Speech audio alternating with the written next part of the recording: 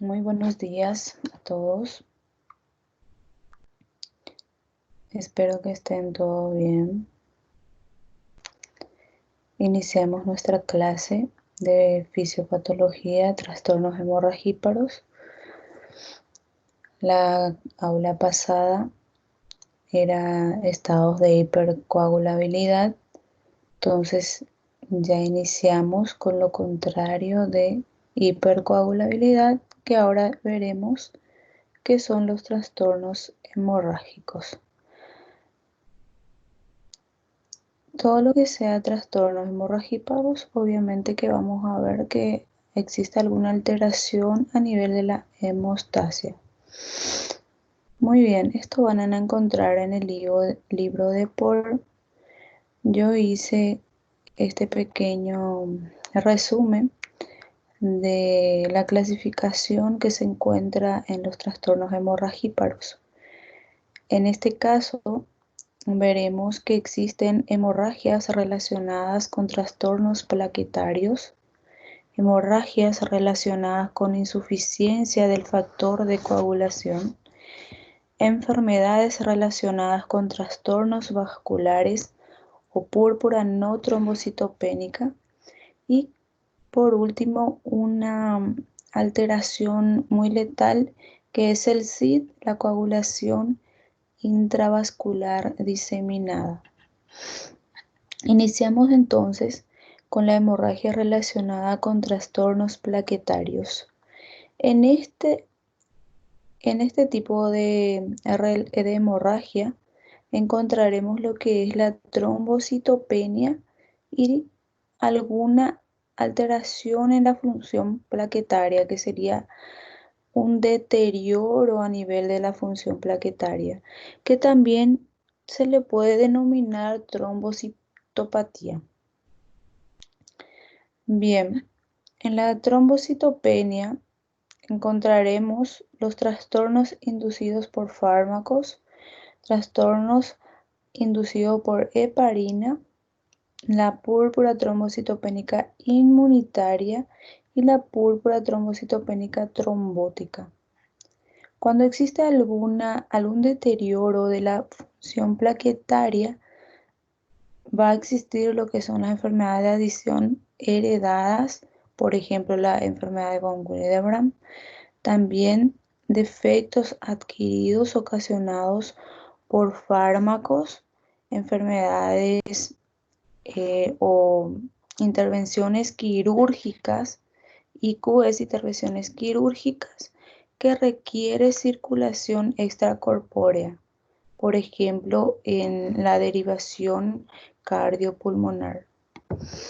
Y también administración de ácido acetil salicílico, como saben que es la aspirina, y otros AINE.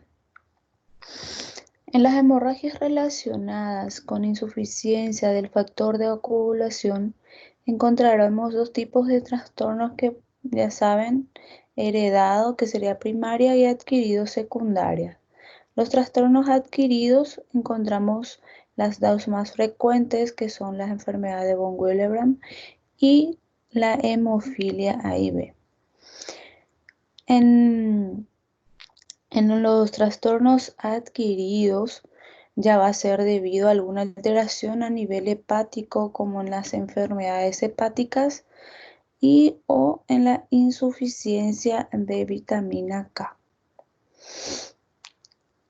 Luego tenemos las enfermedades relacionadas con trastornos vasculares o púrpura no trombocitopénica. En este tipo de trastorno encontraremos lo que son las telangiectasias hemorrágicas, la enfermedad de Cushing y la púrpura senil, que sería ya de los mayores de edad, ¿verdad? Y por último ya hablamos de la coagulación intravascular diseminada, que es muy grave este tipo de hemorragia.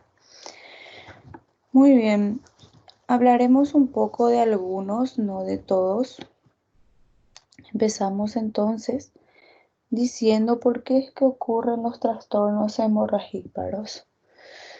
La hemorragia va a ser resultado de alguna alteración en el número, obviamente va a haber alguna disminución de las plaquetas o función de las plaquetas.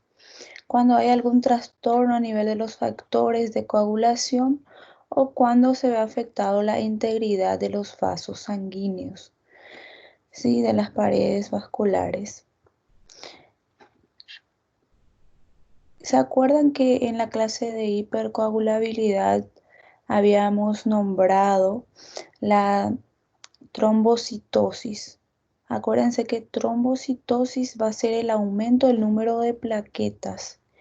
En este caso, cuando hablamos de hemorragia, hablaremos de lo contrario, que sería la trombocitopenia. La trombocitopenia entonces sería la reducción del número de plaquetas menor a 150.000 por unidades internacionales, ¿sí? O microlitros. Esta reducción del número de plaquetas puede ser consecuencia de, obviamente va a haber un descenso de la producción de plaquetas, si hay alguna alteración, ¿verdad?, de los megacariocitos. Encontré esto en internet sobre puede ser Aumento consecuencia de, del échale un secuestro ojo. de plaquetas en el vaso, perdón, el ruido. Aumento del secuestro de plaquetas en el vaso. Como saben ustedes, a nivel del vaso siempre hay un secuestro de plaquetas, ¿verdad?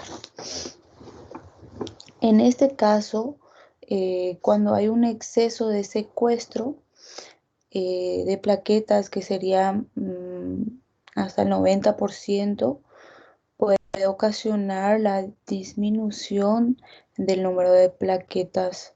Lo que en este caso en la semiología encontraremos es una esplenomegalia, el aumento del tamaño del vaso.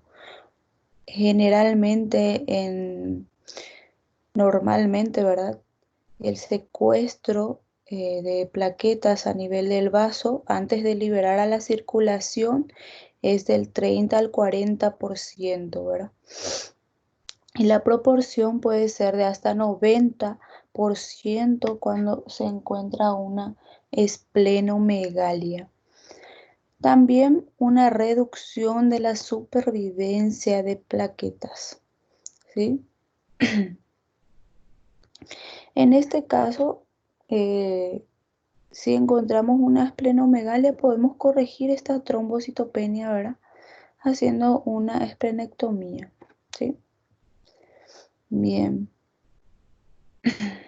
La reducción de supervivencia de plaquetas puede deberse a diversos mecanismos inmunitarios o también autoinmunitarios. Se pueden encontrar anticuerpos antiplaquetarios que pueden destruir las plaquetas, ¿sí? Bueno, empezamos con las hemorragias relacionadas con trastornos plaquetarios. En esta clasificación se acuerdan que encontramos la trombocitopenia inducida por fármacos, púrpura trombocitopénica inmunitaria y la trombocitopénica trombótica.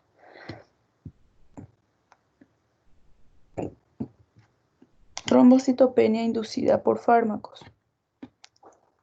En este caso, tienen que saber cuáles son los fármacos que van a causar una disminución de las plaquetas. Encontraremos la heparina no fraccionada, la quinina, la quinidina y las sulfamidas, ¿sí? La heparina de bajo peso molecular va a ser la que reduce este tipo de riesgo. Estos medicamentos, por ejemplo, van a inducir una respuesta antígeno-anticuerpo y van a inducir a la formación de complejos inmunes que van a justamente ocasionar la destrucción de las plaquetas por lisis mediada por complemento, ¿sí? Vemos entonces aquí fármacos antibióticos que contienen sulfas, quinina y quinidina. Los medicamentos entonces inducen una respuesta antígeno-anticuerpo y la formación de complejos inmunes. Experimentan una caída rápida del recuento plaquetario de 2 a 3 días de volver a tomar el medicamento, 7 o más días después de empezar a tomar por primera vez. Entonces vamos a ver que las personas van a decaer su plaqueta 2 o 3 días después de volver a tomar el medicamento o 7 más días después de empezar a tomar por primera vez. ¿Por qué? Porque justamente el tiempo necesario para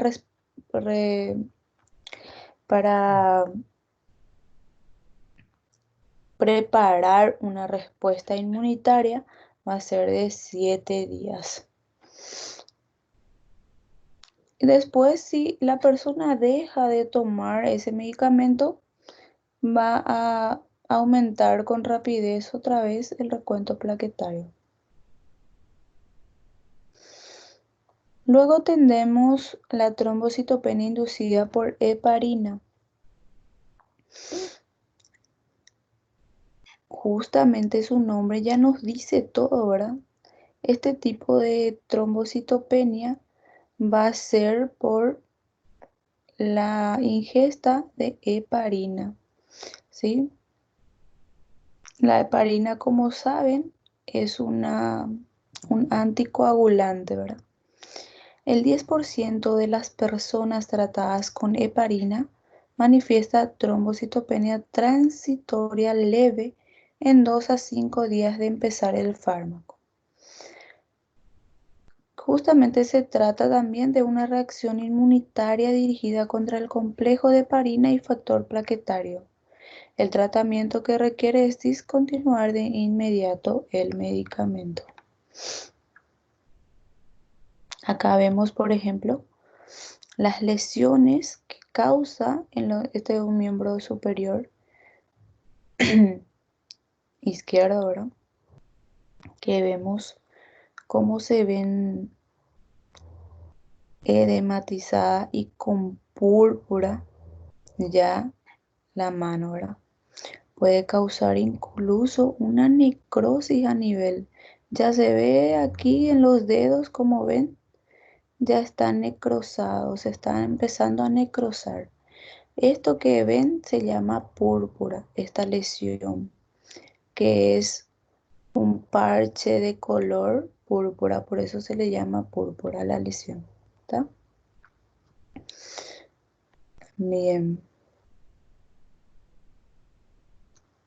Bien, ¿cuáles son los fármacos que van a predisponer a la hemorragia? Aquí van a ver todo lo que van a interferir con la producción o función plaquetaria.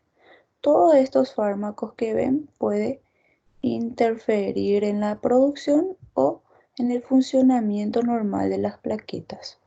Los que interfieren en los factores de coagulación encontraremos la amiodarona, los esteroides anabólicos, la warfarina y la heparina.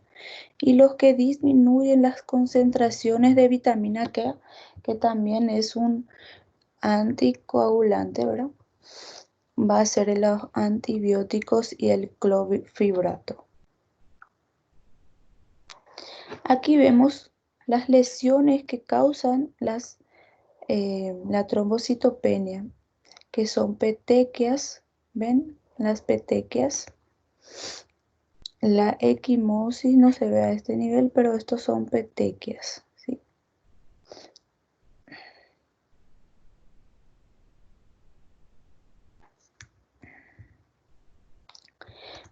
Aquí vamos a ver la diferencia, ¿ven? Estos son petequias, son puntos rojos a nivel de la piel, ¿sí? En la dermis de la piel, que se ve, son puntitos rojos y varios uno al lado del otro. O sea, las petequias miden menos o igual a 2 milímetros su tamaño. Las púrpuras son un poco mayores, como ven aquí, y su coloración ya es más oscura, vamos a decirlo así, que las rojizas, las petequias son rojizas. Las púrpuras vamos a ver aquí que es igual o menor a 1 centímetro, ¿sí? Son un poco mayor que las petequias. Y la equimosis, vamos a ver que ya es mayor que ambas. También son los hematomas, equimosis, vulgarmente llamados hematomas, ¿verdad? Algunos que se producen por golpes, ¿sí? En este caso, tiene que ser mayor o igual a 1 centímetro, la equimosis. ¿Tá? Bien. Entonces, aquí vemos los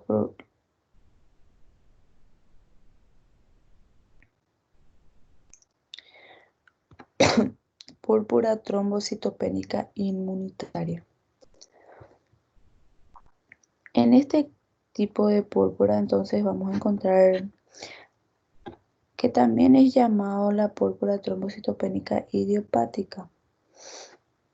Idiopática que se desconoce ahora la causa. Se debe a un trastorno autoinmunitario que da lugar a la formación de anticuerpos antiplaquetarios, de manera que las plaquetas muestran una susceptibilidad mayor frente a la fagocitosis y la destrucción en el vaso.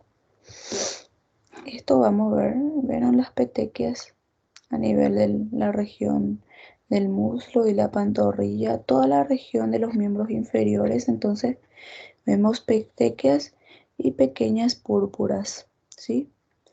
Las púrpuras ya son las más mayores y que son de coloración más oscura, ¿sí?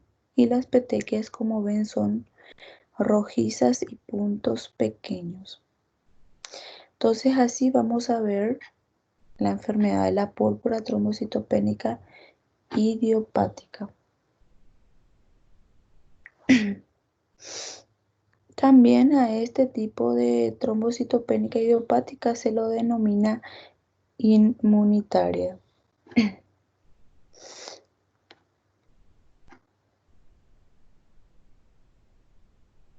Púrpura trombocitopénica trombótica. Bien, esta enfermedad va a ser una combinación de trombocitopenia, anemia hemolítica, insuficiencia renal, fiebre y anormalidades neurológicas. Es un trastorno raro, ¿sí? Es un trastorno raro que aparece sobre todo en las mujeres adultas. El comienzo es abrupto y el resultado también puede ser fatal. En muchos casos, la etiología de este tipo de trastorno es debido a la insuficiencia de una enzima, ¿sí? Que es designada ADAMS13 por sus siglas en inglés, que degrada multímeros de peso molecular grande de factor von Willebrand, lo que permite que se acumule y cause agregación plaquetaria y también adhesión al endotelio. Bueno, la etiología y patogénesis entonces ya saben, es debido a una enzima. La insuficiencia enzimática puede ser heredada y o adquirida. Bien. Las manifestaciones clínicas, como todo tipo de trombocitopenia, encontraremos las púrpuras, que ya saben que son lesiones igual o mayor, igual o menor a 2 centímetros. Las petequias, que son puntos rojos, ¿verdad? Cefalea y hemorragia vaginal. Como saben, se ve más frecuente en las mujeres, entonces este tipo de trastorno que pueden utilizarlo como una característica favorable, ¿verdad? Para poder diferenciar de otras alteraciones.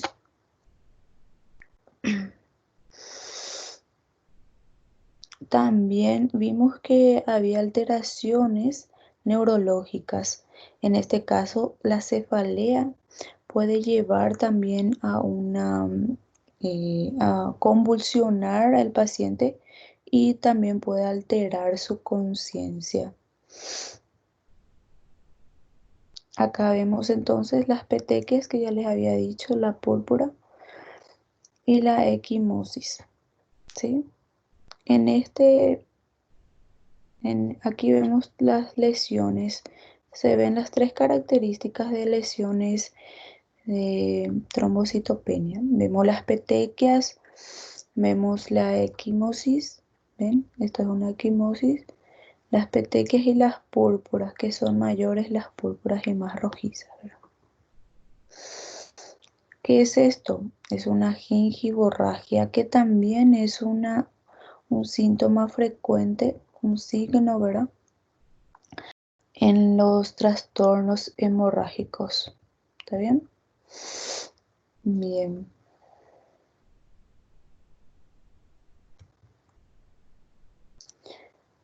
Aquí vemos una epistaxis también, que es un signo frecuente en los trastornos hemorragíparos. Bien. Las que están relacionadas con el factor de coagulación.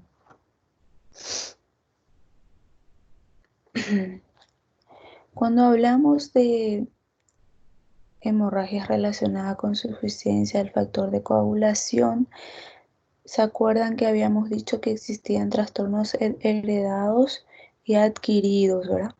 En los heredados nombramos a las enfermedades más frecuentes, que son la enfermedad de von Willebrand y la hemofilia. Y en los adquiridos, cuando hay alguna alteración, enfermedades hepáticas o insuficiencia de la vitamina K. Bien, empezamos entonces con la enfermedad de von Willebrand. Ya sabemos que la enfermedad de von Willebrand va a ser un trastorno hemorrágico, ¿sí? Es hereditario, es el más común en la población, 1% de la población padece de este trastorno, es autosómico dominante. ¿Qué es lo que va a pasar en esta enfermedad? Como dice su nombre, ¿verdad? Von Willebrand. Sabemos que von Willebrand es un factor de coagulación. En este caso hay una disminución de este factor o alguna alteración de ese factor, ¿sí? Algún defecto tiene ese factor. Entonces, el factor de von Willebrand favorece adherencias de plaquetas a paredes vasos lesionados y estabiliza el factor 8 plasmático. ¿Cuál va a ser la clínica en este tipo de enfermedad? Va a ser las hemorragias mucocutáneas. Quiero que sepan así para que entiendan más o menos la enfermedad de von Willebrand. Tiene varias variantes, ¿verdad? Puede agruparse en dos categorías, en tipo 1 y 3 y en tipo 2. En el tipo 1 y 3 se relaciona cuando hay bajos niveles de factor de von Willebrand, de ese factor. Y en el tipo 2 es cuando existe un defecto a nivel del factor de von Willebrand, ¿sí? Entonces aquí vemos el factor de von Willebrand, vemos el factor 8 y las plaquetas, ¿verdad?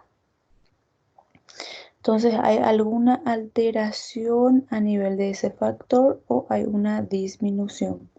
En este caso, como vemos aquí, el endotelio va a verse alterado, ¿sí? No se puede coagular, entonces hay un sangrado masivo.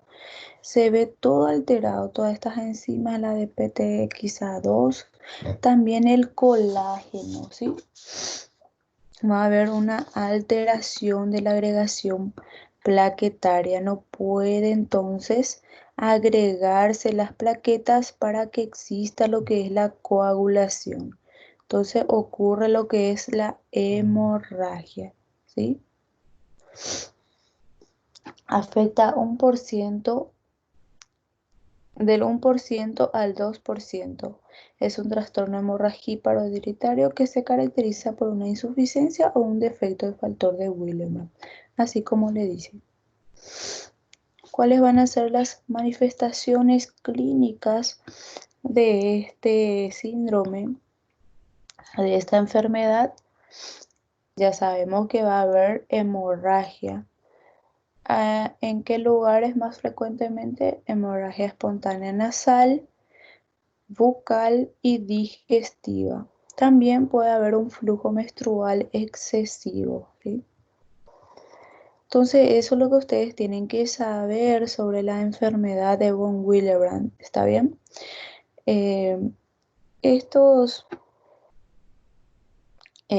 realmente una persona solo se diagnostica cuando se va, por ejemplo, al odontólogo y se saca una muela, entonces ya no puede coagular esa herida, no se sana, entonces existe lo que es una hemorragia y ahí se preocupa la persona y se va a hacerse su análisis, ¿verdad? Y se le diagnostica la enfermedad de von Willebrand si es que se hace el estudio de ese factor y va a haber una disminución o una alteración a ese nivel. ¿Está bien? Un defecto o una disminución del factor de von Willebrand es para diagnosticar. Se le solicita entonces este factor de coagulación en el estudio de sanguíneo. Bien. O si se hace alguna intervención quirúrgica también se puede determinar. Esos son los tipos que no son graves, ¿verdad? El tipo 1 y 2 de von Willebrand, por ejemplo, no es grave. El tipo 3 ya es grave cuando existe una hemorragia gastrointestinal que ya va a poner en riesgo la vida del paciente. Luego tenemos el otro trastorno o la enfermedad de la hemofilia A, que es relacionada también al factor de coagulación, como habíamos dicho. Bien, entonces ya sabemos en qué clasificación entra la hemofilia A. También es un trastorno recesivo. El otro era autosómico dominante, acuérdense. Este trastorno va a ser recesivo ligado al cromosoma X. Se va a ver alterado el factor 8, ¿sí? Entonces produce eh, cantidades insuficientes del factor y existen mutaciones nuevas que se han encontrado en este factor 8.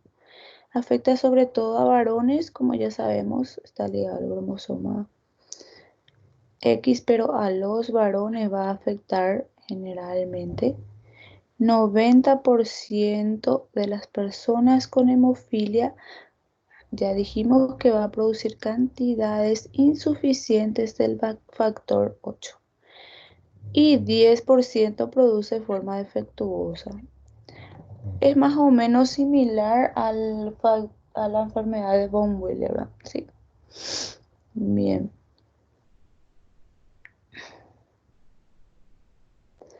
Las manifestaciones clínicas. ¿Cuáles van a ser? La hemorragia espontánea en las articulaciones suele iniciar cuando el niño comienza a caminar.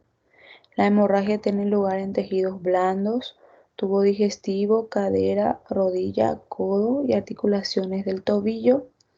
La hemorragia causa inflamación de la membrana sinovial con dolor agudo e hinchazón. Entonces vamos a ver esta enfermedad que va a manifestarse justamente después que empieza a caminar un niño, ¿verdad?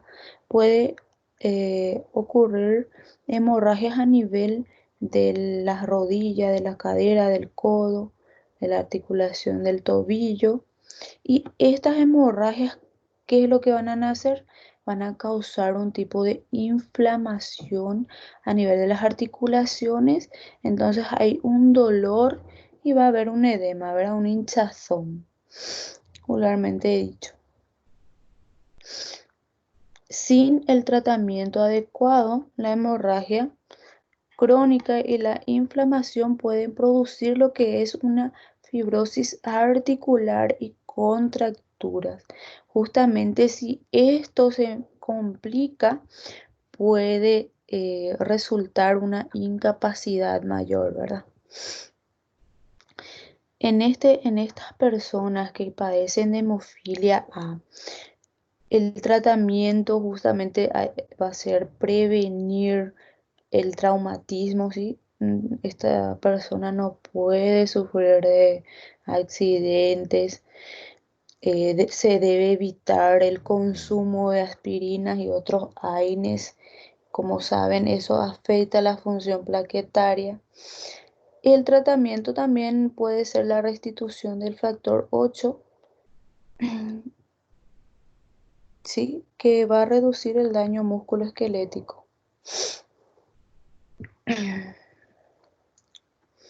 Bien, aquí vemos eh, en realidad el sangrado proviene del codo, ¿verdad? A nivel de las articulaciones van a ver este tipo de hemorragia en los pacientes con hemofilia, ¿sí? Eh, el tratamiento entonces va a ser se puede eh, restituir, ¿verdad? El factor 8 se le puede administrar a la persona. Y al diagnóstico ya saben también si hay una disminución o algún defecto a nivel del factor 8. Entonces, cuando nosotros sospechamos de que una persona padece de alguna alteración hemorrágica, siempre hay que pedirle todo su hemograma y solicitar, ¿verdad?, los factores de coagulación para saber la cantidad y si hay algún defecto a nivel de esos factores. Y nada más que eso es lo que ustedes tienen que saber en los trastornos hemorragíparos, ¿sí? Aquí terminamos entonces esta clase y cualquier duda que tengan sobre los trastornos hemorrágicos pueden preguntar en el foro, ¿está bien? Les aguardo, voy a crear un foro después de que vean toda la clase y ahí empezamos, o sea, escriben ya sus dudas ustedes durante la clase, así para que puedan preguntar en el foro, ¿sí? Bien, agradezco mucho la atención de todos ustedes